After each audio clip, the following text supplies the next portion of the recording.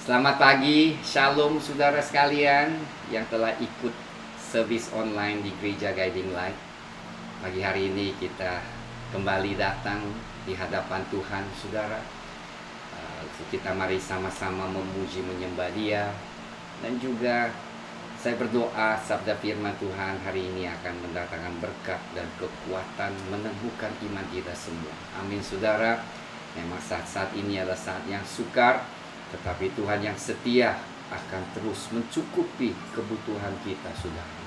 Dia berjanji akan senantiasa beserta kita sampai ujung bumi, sampai berkesudahan, karena Dia Tuhan yang luar biasa. Dan saudara, janjinya ya ada, saudara. Jadi percayalah, apapun yang saudara hadapi, tantangan yang saudara hadapi, ingat Tuhan beserta saudara dan kita semua. Mari kita nyanyikan lagu ini, luar biasa, Jehovah Jireh yang mencukupi segala kebutuhan kita. Jehovah Jireh, my provider,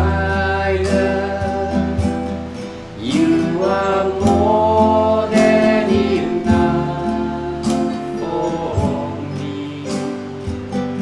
Jehovah Rapha, you're my healer.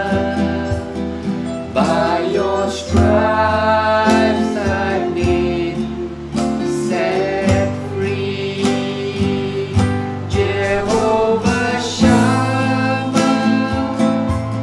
you are with me to supply all my needs. You are more than enough, more than enough. You are more than enough for me. Jehovah Jireh, my provider, you are more than enough for me. Jehovah Rapha, you're my healer. By your stripes I've been set free. Jehovah Shammah, you are with me to supply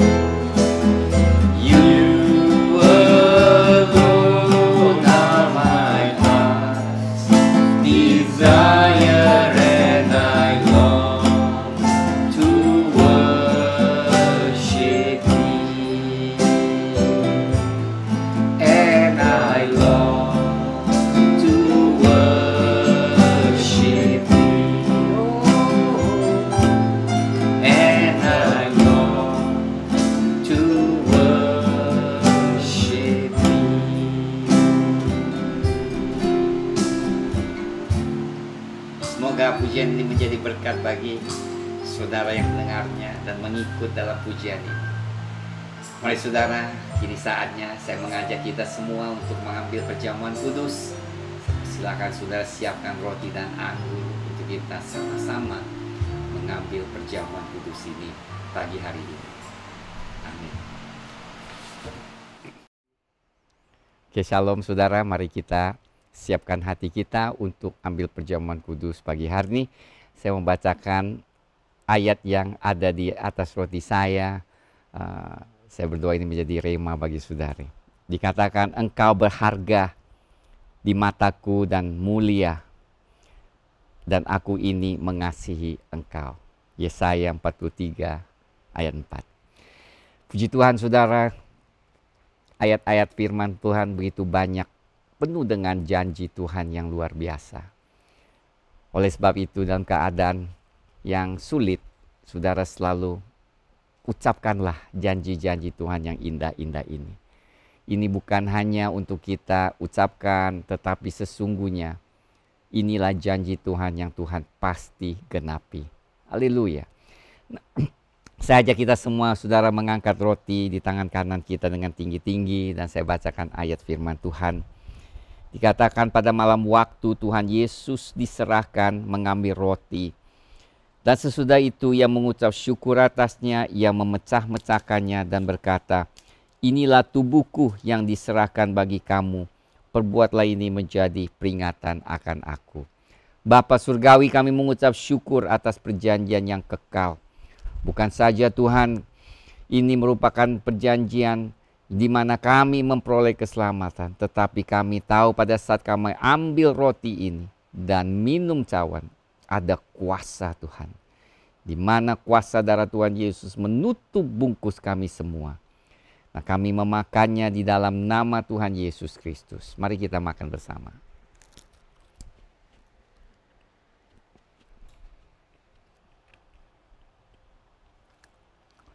Saya minta saudara, saya ajak saudara mengambil cawan. Demikian juga yang mengambil cawan sesudah makan lalu berkata, cawan ini adalah perjanjian baru yang dimeteraikan oleh darahku. Perbuatlah ini setiap kali kamu minumnya menjadi peringatan akan aku. Sebab setiap kali kamu makan roti dan minum cawan ini, kamu memberitakan kematian Tuhan sampai ia datang. Mari kita minum bersama di dalam nama Tuhan Yesus dan percaya kuasa darah Yesus menyembuhkan, memulihkan, dan mencukupi. Amin.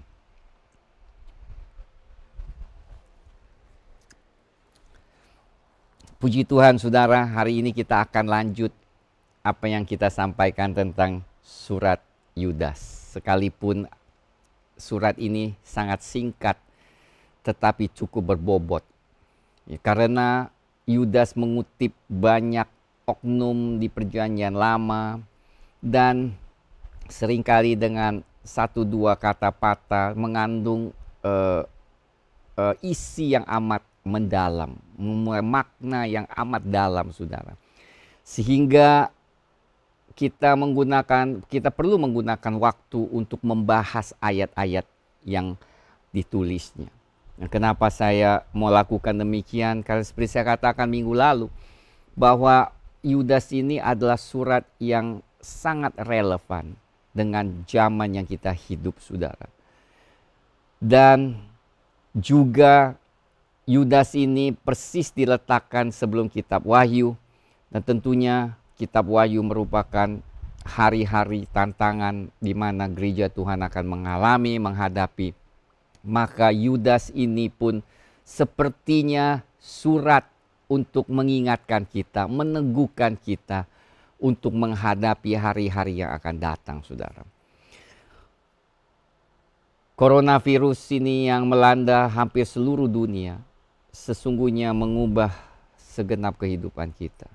Dan saya yakin semua itu Tuhan izinkan. Tetapi janganlah kita miss apa yang Tuhan ingin sampaikan kepada gereja dan umatnya.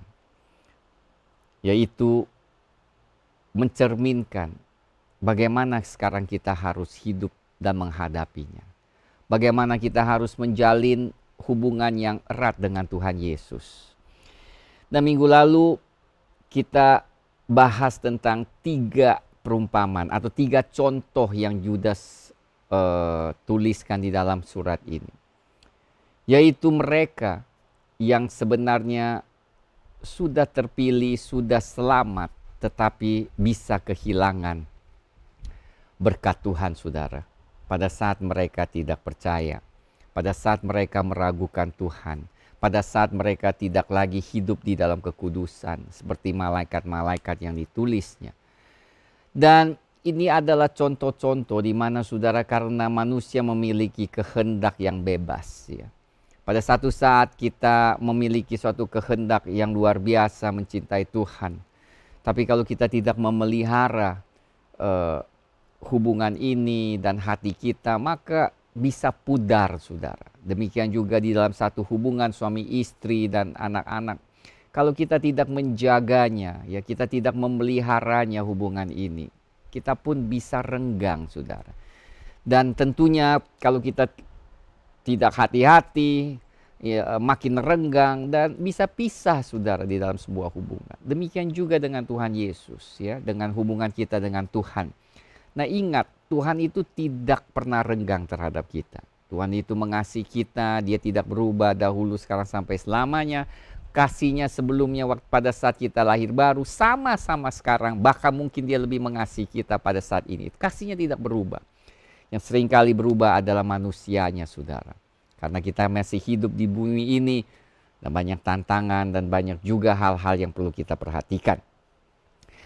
Nah, seperti saya katakan, kenapa Yudas juga sampaikan ini? Karena ada guru-guru, ada yang dikatakan hamba-hamba Tuhan, anak-anak Tuhan, atau yang klaim dirinya sebagai hamba Tuhan, dan mereka masuk dan menyesatkan dengan pelajaran-pelajaran doktrin yang tidak sesuai dengan firman Tuhan. Ya, jadi bukan saja zaman ini kita melihat banyak doktrin yang sesat di gereja, saudara. Ingat, bukan di luar gereja, tetapi justru di dalam gereja yang menyesatkan umat Tuhan. Apalagi sekarang di mana begitu banyaknya, ya, umat Tuhan yang bisa akses lewat sosial media, mendengarkan berbagai macam-macam firman Tuhan yang disampaikan atau pesan-pesan disampaikan. Nah, tentu bukan semuanya, saudara, yang sesuai dengan firman Tuhan. Oleh sebab itu kita harus hati-hati selalu menyelidiki apa yang disampaikan, apakah sesuai dengan firman Tuhan. Saat ini ada lebih penting untuk kita sungguh-sungguh, ya, mengerti dan memahami firman lebih dalam lagi, saudara. Nah, apa dikatakan ayat 8? Kita mulai bahas ayat 8. Mudah-mudahan kita dapat selesai sampai ayat 13, saudara. Dikatakan, namun demikian orang-orang yang bermimpi-mimpian ini juga mencemarkan tubuh mereka dan menghina kekuasaan Allah serta menghujat semua yang mulia di sorga. Siapa orang-orang ini? Inilah orang-orang yang sesat, yang sudah sesat, yang sebelumnya mungkin sudah lahir baru tetapi sesat. Kemudian mereka bermimpi-mimpian. Kenapa dikatakan bermimpi-mimpian? Ternyata kata ini mimpi muncul di Kisah Para Rasul pasal 2 tentang mimpi pewahyuan profetik, ya, saudara, yang dikatakan di Yoel juga, saudara. Jadi ternyata mereka ini mungkin, ya, saudara, lihat firman ini mengatakan bahwa mereka tuh dapat visi, dapat penglihatan ilahi. Tetapi saudara, kita tahu bukan semua visi datang dari Roh Kudus. Bukan semua penglihatan datang dari Tuhan. Makanya Yohanes mengatakan, ujilah, ya, setiap visi ini. Tetapi tentunya orang-orang yang mengajar ini, pertama, mimpi mereka sangat percaya apa yang mereka lihat. Mereka tidak mempertanyakan, mereka tidak mengkonsultasi dengan otoritas yang dikatakannya, karena mereka sudah menghina kekuasaan Allah serta menghujat semua yang mulia di surga. Ya, mereka tidak lagi merendahkan hati, mempertanyakan apakah mimpi visi yang saya lihat ini sesuai, ya, dengan firman Tuhan, bagaimana rasanya ada damai. Ya, mereka anggap apa yang mereka terima itu udah pasti. Ya, mereka bermimpi-mimpi. Ya, mereka hidup dengan visi yang mereka lihat yang mungkin tidak ada dasarnya dalam firman. Jangan salah saudara, iblis pun bisa kasih lihat visi, iblis pun bisa kasih lihat penglihatan ya tentang hal-hal dalam roh, tetapi bukan semuanya dari Tuhan saudara.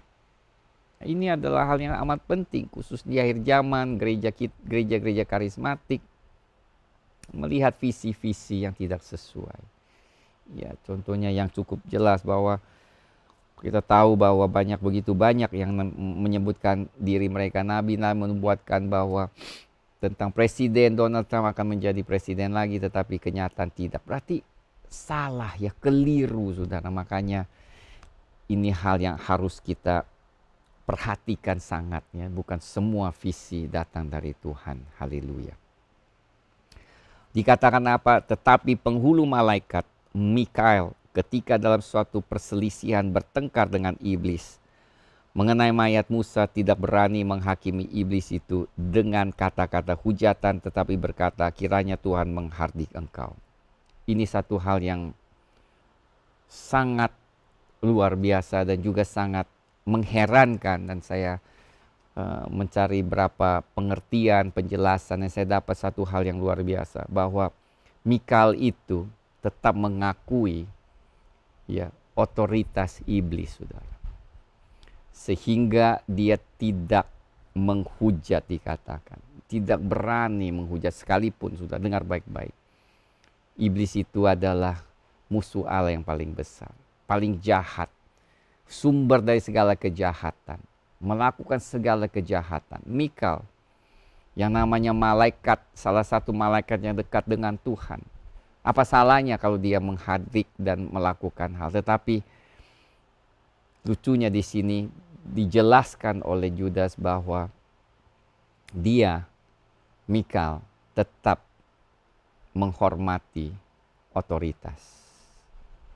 Dia tetap mengerti batas otoritasnya, sehingga dia dikatakan dia tidak langsung, tidak berani, tetapi dia kata kiranya Tuhan menghardik engkau. Apa yang kita belajar dari sini saudara? Sini kita diajarkan, sekalipun mungkin pemerintah otoritas di atas teritorial ini mungkin kita tidak setuju, kita tidak senang, tetapi dengar, semua otoritas yang ada di bumi itu adalah kehendak Tuhan. Tuhan izinkanlah istilahnya. Dan kita sebagai umat Tuhan harus selalu menghormatinya. Harus selalu memberi penghormatan yang sesuai lah saudara. Ya, terkecuali tentunya di dalam kehidupan kekristenan kita tidak boleh kompromi. Tugas kita sebagai umat Tuhan kita tidak kompromi. Tetapi dengar, kita harus selalu dengan sikap yang benar menghadapi mereka. Memberikan pertanggungan jawab, memberikan suatu penjelasan yang baik, bukan dengan sikap yang keliru. Kebenaran disampaikan dengan sikap yang baik, lemah lembut saudara.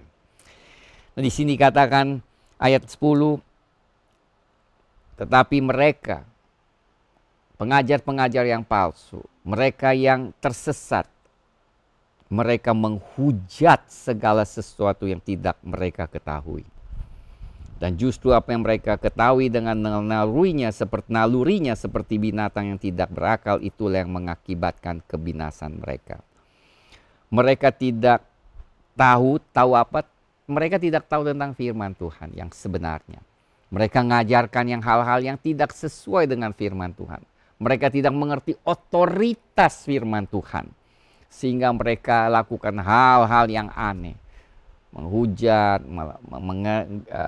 tidak menghormati, dan itulah yang dikatakan itu.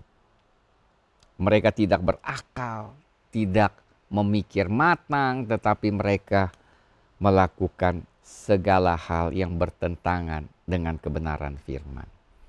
Ayat 11, celakalah mereka, karena mereka mengikuti jalan yang ditempuh Kain, dan karena mereka oleh sebab upah menceburkan diri ke dalam kesesatan Bileam, dan mereka binasa karena kedurhakaan Korah. Wah saudara, Satu ayat ini ternyata banyak latar belakang. Ya, saya tidak tahu seberapa jauh saudara membaca atau masih ingat tentang apa yang terjadi di Kejadian dan Bilangan, yaitu Kain dan juga Bileam dan juga Korah. Ini dikutip di beberapa ayat.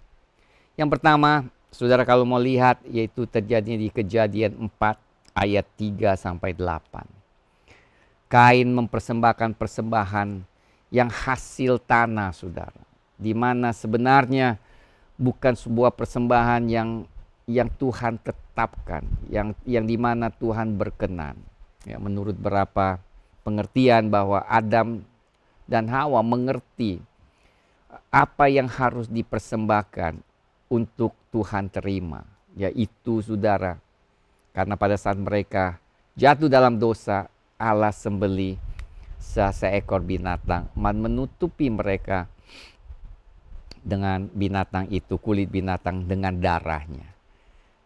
Sehingga saudara di sini menunjukkan ada suatu pertumpahan darah yang harus dipersembahkan kepada Tuhan, di mana Tuhan berkenan.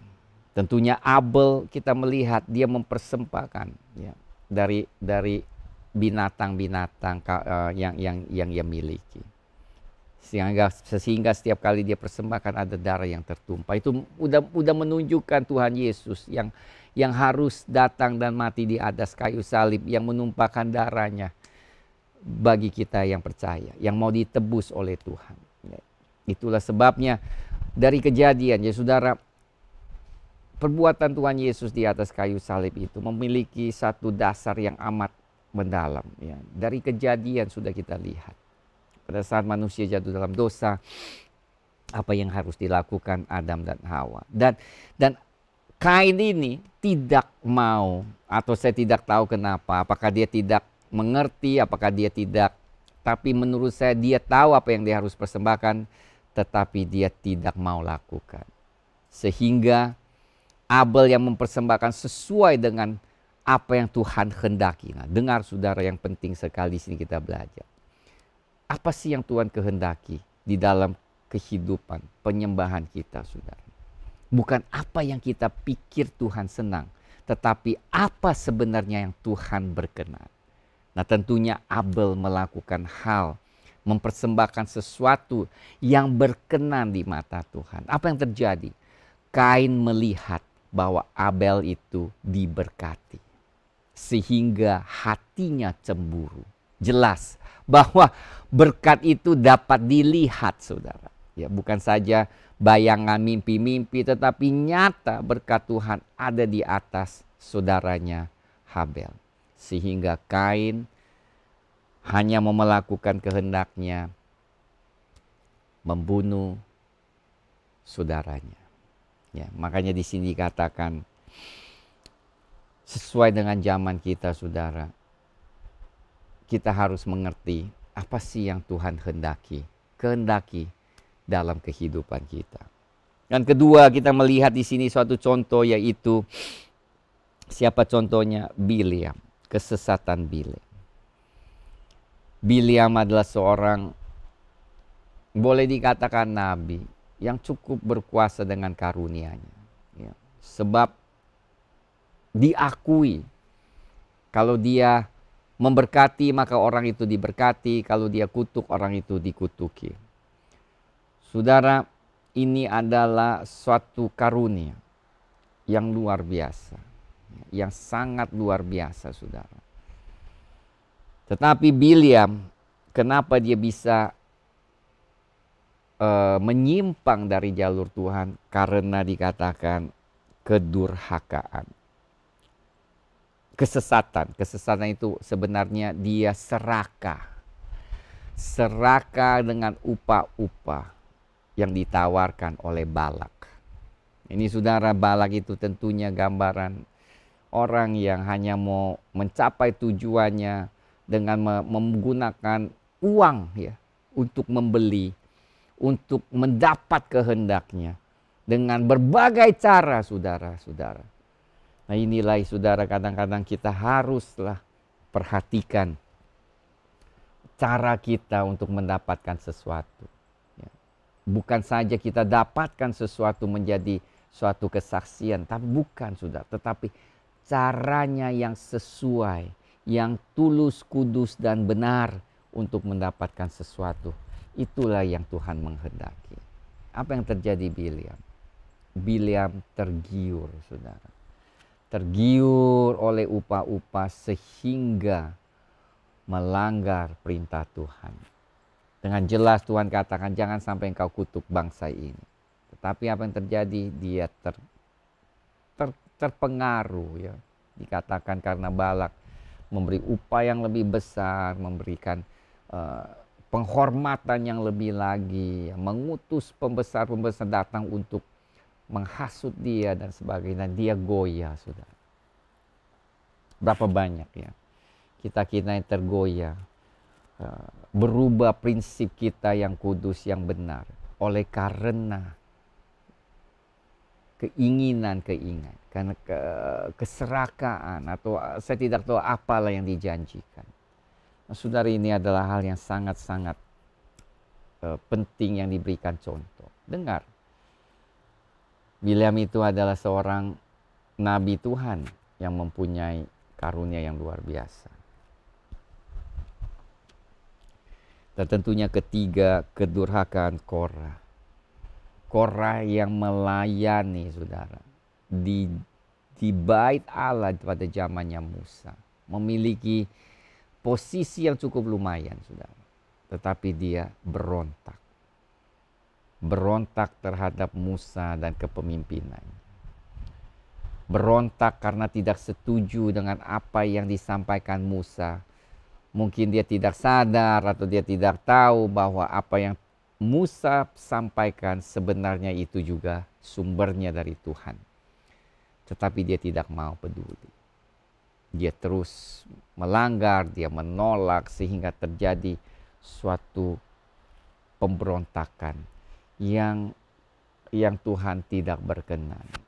Apa yang terjadi? Tentunya Tuhan bela Musa dan Korah dihakimi. Di tiga hal ini, saudara, adalah tiga contoh yang perlu kita perhatikan, saudara. Ya, kalau Yudas mengutip tiga oknum di perjanjian lama, di mana sebagai contoh untuk peringatkan kita, mengingatkan kita di akhir umat di akhir zaman ini, gereja di akhir zaman ini, berarti kita harus camkan, ya saudara.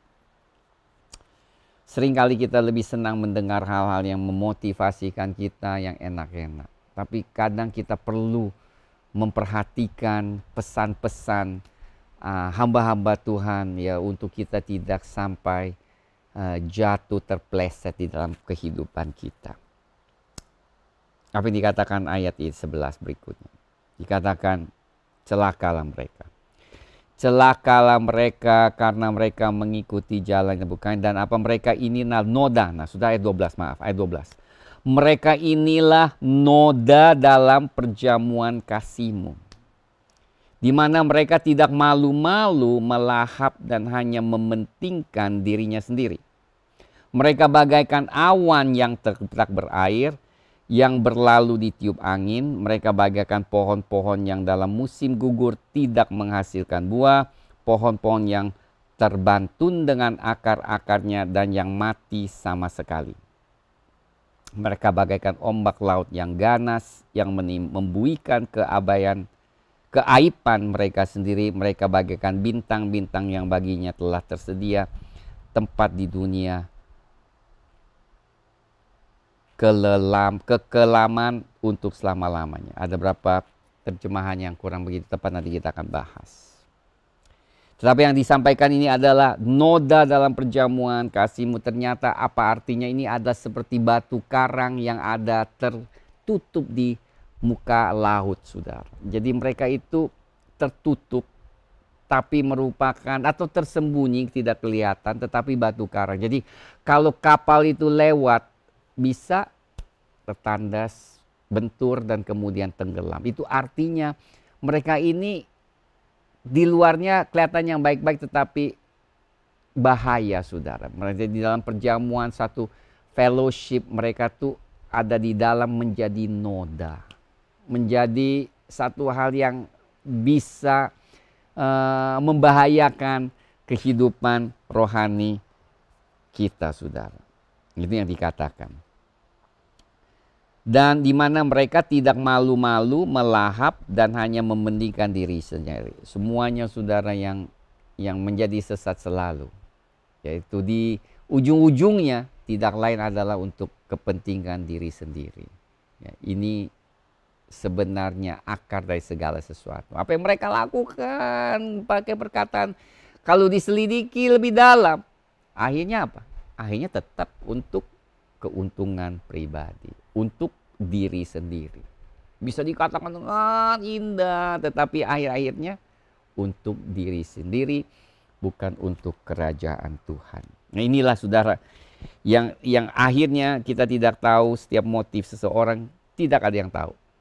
Kecuali nanti pada saat Tuhan Yesus menghakimi, baru kita tahu motivasi setiap orang di dalam hatinya. Mereka bagaikan awan yang tak berair. Nah saudara, luar biasa, ada beberapa contoh yang Yudas kasih ini sangat-sangat mendalam. Kenapa awan yang tak berair? Sebab awan itu berarti menyatakan akan ada hujan. Ya. Hujan itu adalah sebuah berkat. The shower of blessing. Kita selalu katakan hujan berkat, saudara. Nah mereka ini adalah pengajar yang janjikan sesuatu yang baik, tetapi tidak hujan. Berarti gitu. Hanya kelihatan aja ya bagus, tetapi tidak akan kita mengalami terobosan atau janji. Atau berkat yang dijanji-janjikan. Bukan oleh firman Tuhan, tapi oleh pengajar-pengajar yang palsu ini. Tidak berair, berlalu ditiup angin, lewat saja begitu saudara. Tidak diam, berarti berkat itu tidak diam, tapi ditiup aja, lewat. Nah itulah saudara yang diajarkan itu mereka lewat aja, mereka lupa. Ya, dan saudara pun mungkin tidak ingat, tetapi tidak ada manfaatnya dalam kehidupan Tuhan. Lewat aja, angin seperti angin tiup, lewat. Jadi semua ini adalah seperti sesuatu yang hanya sementara, sekilas saja saudara, sekilas saja. Mereka bagaikan pohon-pohon yang dalam musim gugur. Ya kan, sekali lagi pohon seharusnya membuah tetapi selalu gugur. Tidak menghasilkan buah. Pohon-pohon yang terbantun dengan akar-akarnya dan yang mati sama sekali. Bukan mati sama sekali, sebenarnya mati 2 kali. Nah ini lucu, twice dead. Ya bahasa sesungguhnya adalah mati 2 kali. Pohon itu juga kita tanam dengan berharap dia berbuah, dia tidak berbuah.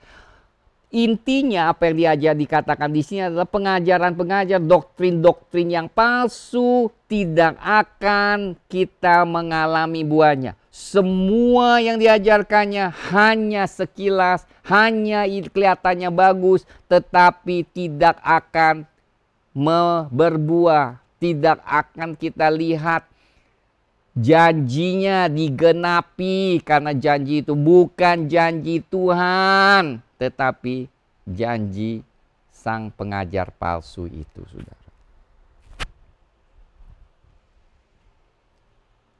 Jadi saudara kalau saudara kecewa, kenapa ada hal-hal tidak terjadi? Saudara ingat, janji Tuhan ya dan amin. Tetapi mungkin yang saudara dengar adalah janji manusianya. Yang tidak mengajarkan atau tidak mengajarkan kehidupan yang sesuai dengan firman Tuhan. Maka saudara tidak melihat janji-janji itu digenapi. Dengar, setiap ada penggenapan satu janji, ada kehidupan sebelumnya yang sesuai dengan perintah Tuhan, maka kita melihat janji itu digenapi. Tetapi di sini dikatakan semuanya akan mengecewakan mereka yang percaya dengan pelajaran-pelajaran yang palsu. Mati 2 kali artinya apa? Nah saudara, ini luar biasa. Kenapa dikatakan twice dead? Cuma sayangnya terjemahan bahasa Alkitab Indonesia mungkin tidak bisa menerjemahkan 2 kali mati ya saudara. Tapi artinya begini. Sebelum lahir baru sudah mati, mereka lahir baru hidup, kemudian mereka ajarkan yang palsu, mereka sesat, mereka mati 2 kali. Itu artinya. Twice dead, mati 2 kali. Pertama mereka udah mati, seperti kita belum lahir mati, udah mati kan, karena dosa. Lahir baru hidup, kemudian mereka melakukan lagi dosa dan mereka tidak bertobat, mati 2 kali. Itu artinya saudara. Mereka bagaikan ombak laut yang ganas yang membuikan keaiban mereka sendiri. Ombak laut yang ganas kenapa? Wah, janji mereka tuh luar biasa. Wah, kayaknya sangat fenomenal ya saudara, ombak itu. Tetapi dikatakan busa-busa itu kemudian dengan cepat hilang saudara, hilang. Gak ada lagi. Mereka bagaikan bintang-bintang yang bergoyang sebenarnya. Atau bintang-bintang yang tidak di langit sepertinya. Nah ini bahasanya sekali lagi sayang sekali dan diterjemahkan dengan baik. Bahwa bintang-bintang ini yang dikatakan adalah bintang-bintang yang moving. Yang tidak menetap. Kenapa dikatakan bintang-bintang yang tidak menetap? Ini penerjemahannya saudara bisa lihat di bahasa sesungguhnya, bahasa aslinya atau di bahasa Inggris. Dikatakan bintang-bintang yang goyang, yang tidak menetap saudara. Maknanya dalam sekali. Sebab di zaman dulu mereka lihat bintang untuk mendapatkan arah. Ya, mereka lihat bintang di mana di utara, di mana selatan dan sebagainya. Sehingga mereka tahu mereka harus jalan di mana. Tapi bintang-bintang yang berubah terus, yang tidak menetap, ini yang sebenarnya dikatakan seperti bintang-bintang yang tidak berubah. Yang berubah terus. Mereka tidak ada arah, itulah intinya saudara. Artinya membuat mereka yang mendengar doktrin-doktrin palsu ini kehilangan arah. Sehingga baginya telah tersedia tempat di dunia kekelaman untuk selama-lamanya. Sudah kita bahas sampai di sini ya, satu perikop ini yang penuh dengan makna. Saya berharap saudara mungkin perlu dengarkan berkali-kali untuk ya menyerap pesan-pesan Yudas bagi kita semua yang hidup di akhir zaman ini saudara. Haleluya. Dan saudara dengar, saya minta saudara jangan karena ini merupakan seri, jadi saudara mungkin jika ada pendapat-pendapat, mungkin saudara harus dengar keseluruhnya supaya mengerti doktrin atau yang kita sampaikan itu bukan di satu sisi saja, tetapi sesuai dengan konteks keseluruhan surat ini. Itulah saudara, minggu depan kita akan berusaha untuk membahas semuanya supaya surat ini sungguh menjadi berkat bagi kita semua. Amin. Mari saudara, angkatlah tangan saudara, terimalah berkat. Haleluya.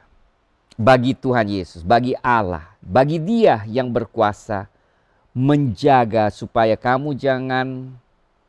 jangan kamu tersandung, dan Dia yang membawa kamu dengan tak bernoda dan penuh kegembiraan di hadapan kemuliaannya.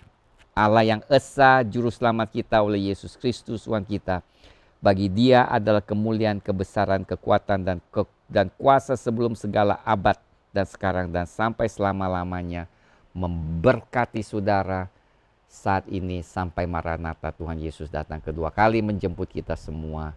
Amin. God bless you, sampai kita berjumpa lagi.